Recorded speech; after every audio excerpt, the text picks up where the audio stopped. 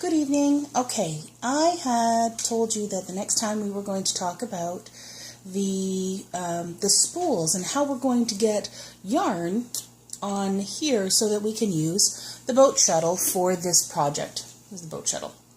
I have one boat shuttle, but I have many bobbins, so I'm going to load up one bobbin each of each color. Now, Reese did a wonderful thing for me in that he created a bit for the drill that will allow me to wind on the bobbins quite easily. And I'll bring this out and show you. You'll notice that in true red green style, we have some duct tape on the end of an old bit that he doesn't need anymore, and it actually fits the bobbin perfectly. And then we can make this happen. Now, what I do is I will wind it on by hand ever so slightly, just so that I can have some control over this. Let me just get some yarn going here. I already did the pumpkin spice, and I had recorded that. Unfortunately, there was no sound, so we're redoing this. So I lay the yarn up the length of the bobbin, like so. And it's a little bit tricky, especially when I'm trying to do it on camera. Okay, so like that. And then I'm going to wrap it around a couple of times to secure the yarn on the bobbin by hand when I know I have some control over it a little bit.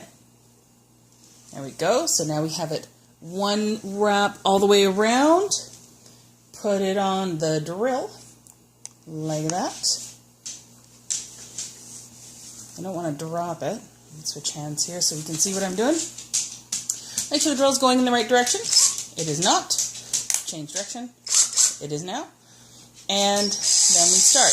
Now you want to go at the speed that you can handle. I'm going to just make it roll along here. Now you'll notice I am actually gently feeding the yarn back and forth so that I will get a nice even pull all the way across and get more yarn on the bobbin as well.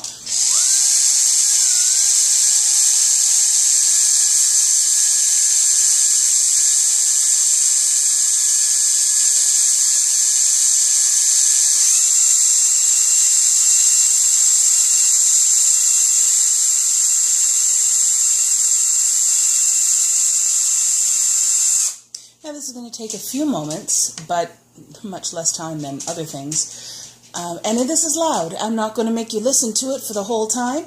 I will be back once this bobbin is done and the tan-colored bobbin, and then we're going to start weaving and get some beautiful colors going. We'll talk to you then. So now you have a view of the loom. Now I want to test here and make sure that when I open up the shed, you're going to have a good view of that. And I think we're going to find, when I go into the down shed, you can see that nice. Excellent. Up shed is a good view of that as well. And then I can move the camera around so that you can see. Yes, I'm always testing my tension. It's really important, and I'll have no problem tightening that up a little bit. So, a couple of things when you're about to sit down and do any weaving. The kettle's about to go off. I'm going to make myself a cup of tea so that I'll have it on hand because I like tea. Important stuff though, a measuring tape. Because we're changing colors in this project, every 2 inches we want to be able to measure as we go. So there's that. Scissors. Easily on hand, and then your shuttle of choice. I've chosen the boat shuttle for this. I see the part earlier of this video to talk about the spools for that. For a larger yarn, I would actually pull out something like this because these shuttles will fit through. Let me put the boat shuttle down for a second. The shed. And what we're talking about of the shed is the distance between your two sets of strings when you open up your your heddle, you put the heddle up or heddle down, creating a shed. So this fits really easily, even when it's loaded up with nice bulky yarn, so it's a good idea to have one of these. You can get really beautiful ones made. I actually saw somebody online who was making their own. I love the fact that people are doing that kind of thing. It's just a really great way to expand on your knowledge repertoire and really take ownership of your loom, so it's a beautiful thing. But make no mistake, Leclerc makes beautiful shuttles. So don't be afraid to take a look at the different websites that are out there. So what I'm going to do now is load up my boat shuttle, which is very straightforward. We're going to lift the pin, slide the bobbin in place, put the yarn through the little hole, put that down, and then we are ready to go. Now, the other thing that you want to do for your first throw is measure out 3 times the width of your project. 2, 3, and be a little bit generous there, so that when we're ready to come back after about the first 2 inches, we can stitch up the hem and make it nice and neat. So let's throw our first couple. So I'm going to start in the, where are we here? Yep, I'm going to start in the up. We're going to go through the shed. And this first one, really you want to give yourself a little extra. There we go. And then we're going to gently beat. And by beating, you're going to then, it's like a kiss almost. You're just going to pull those fibers into place, put it down, and then come across. Okay? Now, the other thing is, when you're doing this, and I'm gonna pause and stop my kettle. I'll be right back. Hi, welcome back. I now have my tea is steeping, so we're in good shape. Now, this is a good time because I'm throwing my second pick, which is where we throw the weft across, and I want to show you the angle that I'm coming at it. This is about a 45-degree angle, because what's going to happen when you beat it and you switch the shed, there we go, there's the right word, there's going to be a certain amount of take up on this yarn. So it's not going to be straight across, because if you go straight across, you're going to end up with this end all bunching, or, loops in places you don't want it. So come up at a 45-degree angle, bring it in nice and not tight, but hug it around that. And there's nothing wrong with, as you're putting your yarn through, as one of the other weavers does, to kind of hold it there so that you have a nice clean edge. Back to this angle so that you can see the side and what I'm doing, and we'll explore if that's going to be our best option for now. So now I'm going to beat down the one you saw before. I'm going to go back to the up, and we're going to do the same thing. So back and forth, 45-degree angle, nice and neat. Keep your edges clean. And back down. This is going to take a while. This is going to be 2 inches before I'm switching yarns. I did note, by the way, that when I did up my calculations, the yarn,